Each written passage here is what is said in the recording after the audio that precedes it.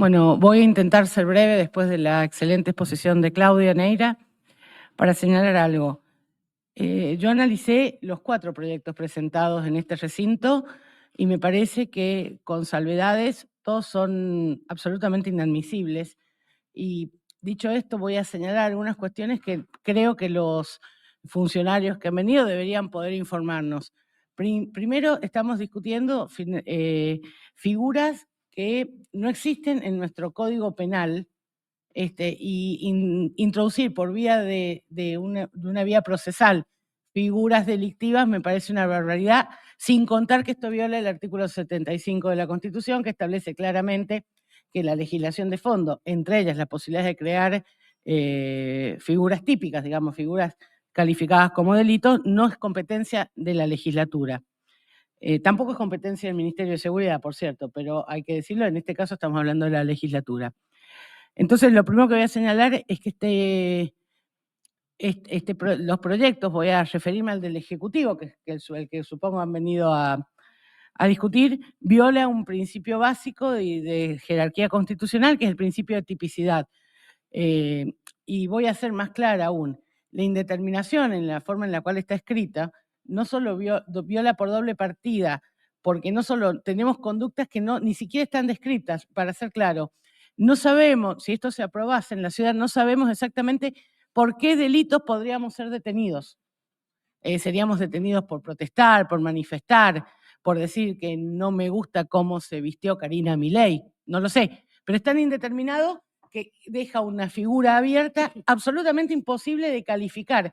Y un principio básico de la culpabilidad penal y sus consecuencias procesales es que la persona se supone, a priori, conoce exactamente qué conductas le hacen pasibles de determinadas sanciones. Nada dice el proyecto y hasta la fecha nada han dicho quienes han promovido este proyecto. Lo otro que quiero decir es que yo entiendo o creo entender lo que se persigue detrás del proyecto, pero voy a decir algo que va de suyo.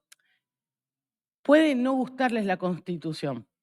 Ahora, esta es la Constitución que existe y en la Constitución está claramente el artículo 18 que establece que nadie va a ser culpable sin un juicio previo, sin un juez que declare la culpabilidad. Y esto lo voy a poner en 3 aspectos y lo voy a dividir y es una pregunta. Tenemos un proyecto que culpabiliza a priori por cosas que no son juzgadas ni siquiera evaluadas por un juez. Son evaluadas por un fiscal o son evaluadas por la policía. Y déjenme decirle algo poco simpático. La última noticia que tuve de la Metropolitana, y ahí difiero con Claudia, fue cuando por conductas sospechosas le disparó a un chico que se llamaba Lucas González, que estaba saliendo a un partido de fútbol. Entonces, a esos señores que le disparan a un chico porque venía de una zona pobre y estaba vestido con ropa deportiva, sería culpable según, o sería encarcelable por esta situación. Permítanme decirles, me cuesta mucho darle semejante poder a esta policía. Pero dicho esto, no solo van a tener este poder de evaluar las conductas con los criterios policiales, sino que además les vamos a dar algunas facultades absolutamente exorbitantes. Yo soy una ciudadana de esta ciudad, como la mayoría de los que estamos acá. Voy a decir, estoy dispuesta a tolerar.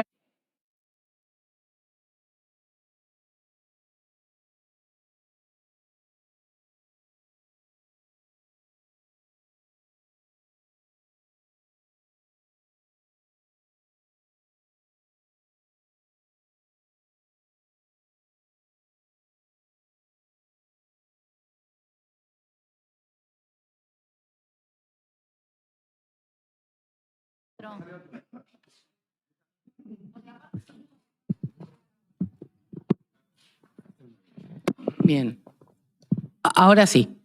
Lo que les quiero decir es que este poder es exorbitante para cualquier fuerza de seguridad.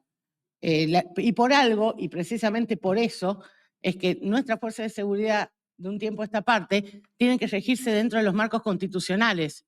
Le estamos dando funciones que la Constitución no les asignó. Repito, no estoy, si a alguien no le gusta la Constitución, está claro en la Constitución cómo se reforma. Lo que no podemos hacer son reformas indirectas.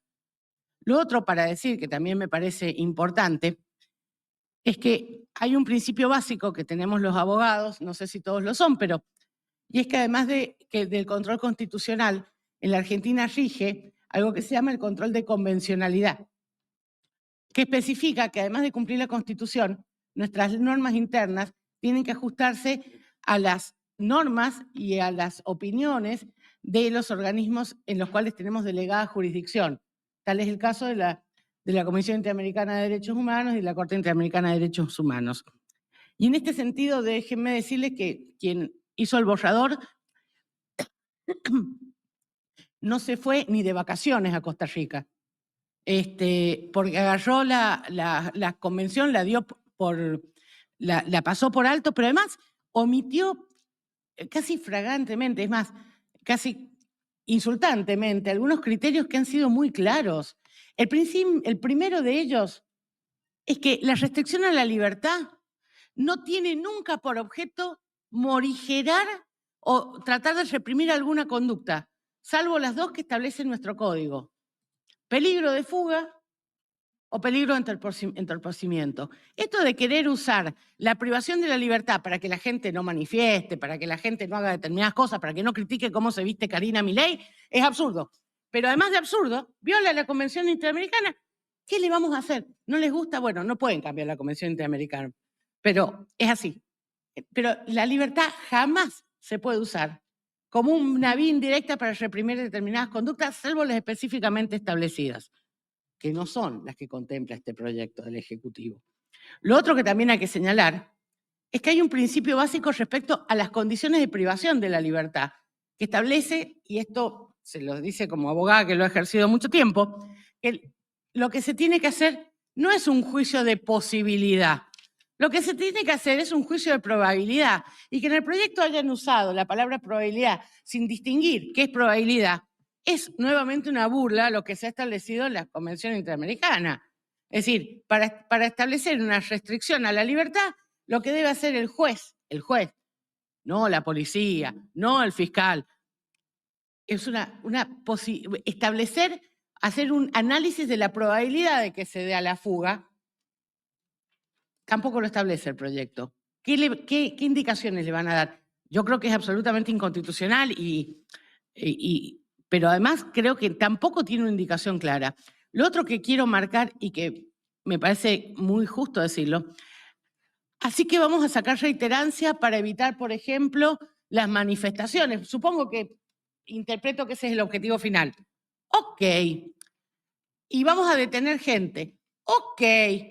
Y la pregunta es, ¿dónde los vamos a detener? Porque la última novedad sobre las detenciones, después que pasó la paritaria más fuerte de la metropolitana, que fueron las fugas sucesivas de las comisarías, es que queríamos poner cárceles containers. O sea, estamos pensando un proyecto para meter la gente en container. Latas de sardina, como vienen de China, ahora, bueno, los presos van a hacer más o menos lo mismo. Latas de sardinas ahí para que se porten bien, violando toda Constitución. Ok, no tenemos ni siquiera dónde detenerlos, garantizarles las condiciones, pero además ni siquiera podemos custodiar. Si en comisarías no podemos custodiar que no se escapen. ¿En serio estamos generando un genial proyecto para meter a la gente con lata de sardina en containers? Le vamos a dar un nuevo uso a Puerto Madero. Y lo otro que me parece que es una salvajada que tiene el proyecto es que, además de violar el principio de tipicidad, el principio de legalidad, el principio que rige las condiciones de la libertad, acordémonos de algo que este proyecto se olvida flagrantemente. Todos somos, y es película yankee esto, parezco Bullrich citando series, pero es un hecho de la realidad. En la Argentina, como en la mayoría de los estados de derecho, todos somos inocentes hasta que se demuestre lo contrario, y esa demostración tiene que ser una sentencia que esté firme, que sea dictada por un juez competente. Dicho esto, voy a decir, ¿en serio nos vamos a cargar el principio de inocencia? ¿En serio? Sin tener determinado por qué conducta, sin tener descritas las conductas, pero además de cargarnos el principio de inocencia, lo vamos a cargar con un motivo que probablemente desde orden y progreso parezca muy válido. Por desgracia no es válido desde la Constitución Nacional. No se puede usar la prisión para reprimir determinadas conductas que no nos son cómodas.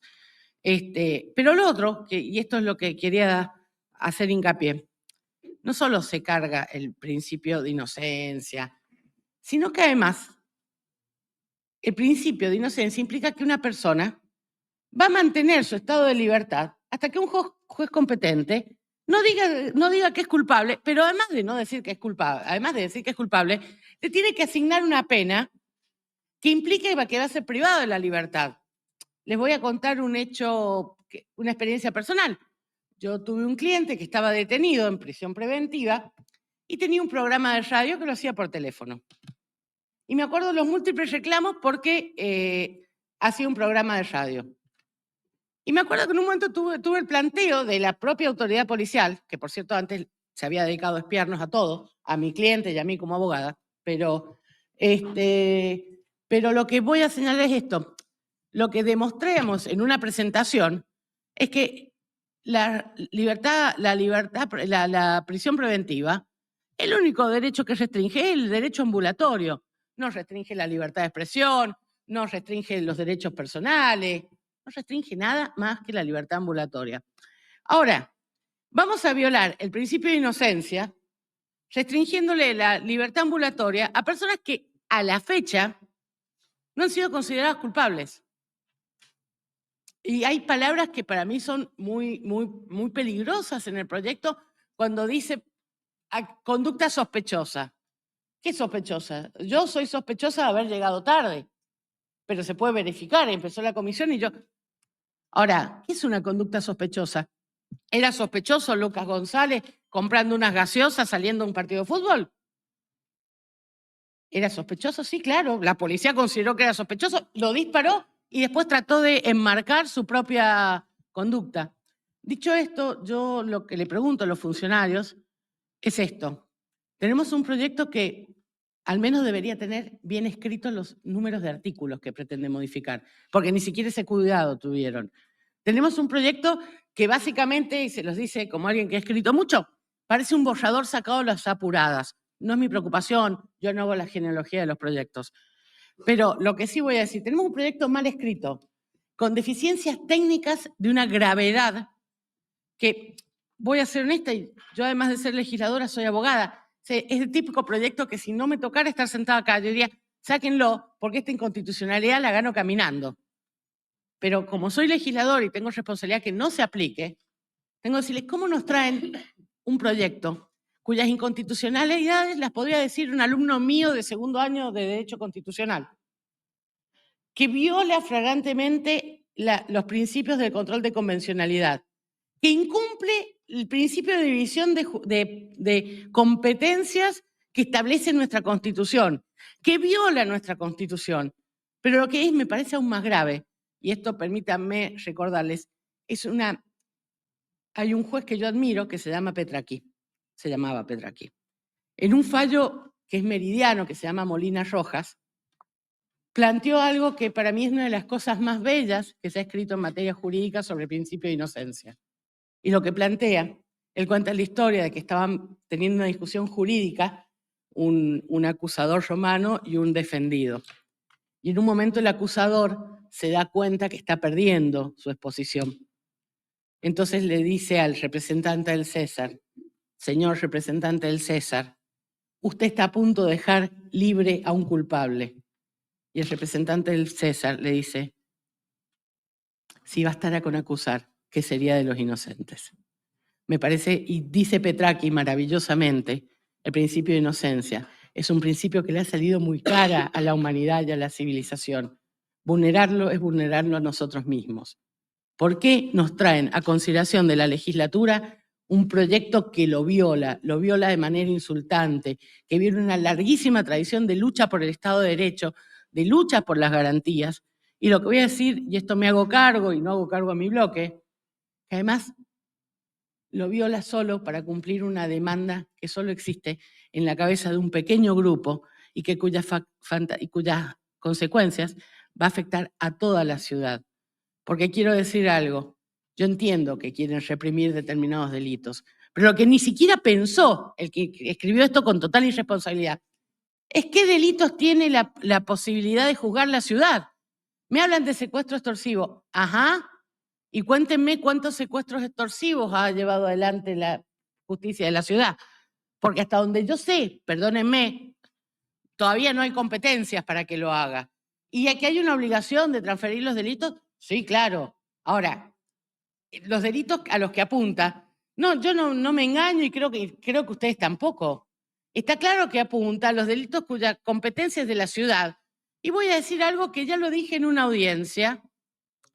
A mí lo que más me preocupa de esto, más allá de sus múltiples violaciones a los distintos principios constitucionales, es esto. Yo veo este proyecto y aparte de ser un espejo del horrible y pésimo proyecto de Bullrich, de protocolo, porque no se animó ni a pasarlo por el Congreso, y de hecho cada vez que va con sus brillantes ideas de punitivismo demagógico, vuelve con un boleo en zonas pudendas. Diputada. Sí, ya termino. Gracias. Lo que sí voy a decir es esto, que es tremendo. ¿Estamos tratando de reprimir la protesta social? Porque déjenme decirles esto que no es menos grave. A mí también me molesta mucho no poder circular por la ciudad. Me molesta. Y yo vivo corriendo con horarios. Ahora, yo no me olvido de otra enorme garantía que tenemos quienes hemos decidido vivir en democracia, que es esto. Por algo, la Comisión Interamericana, porque yo sí que leí los fallos, determina que la libertad de expresión, que engloba el derecho de protesta, es lo que se llama una libertad sistémica. ¿Y por qué es una libertad sistémica? Porque no podemos hablar de sistema democrático si no hay libertad de expresión.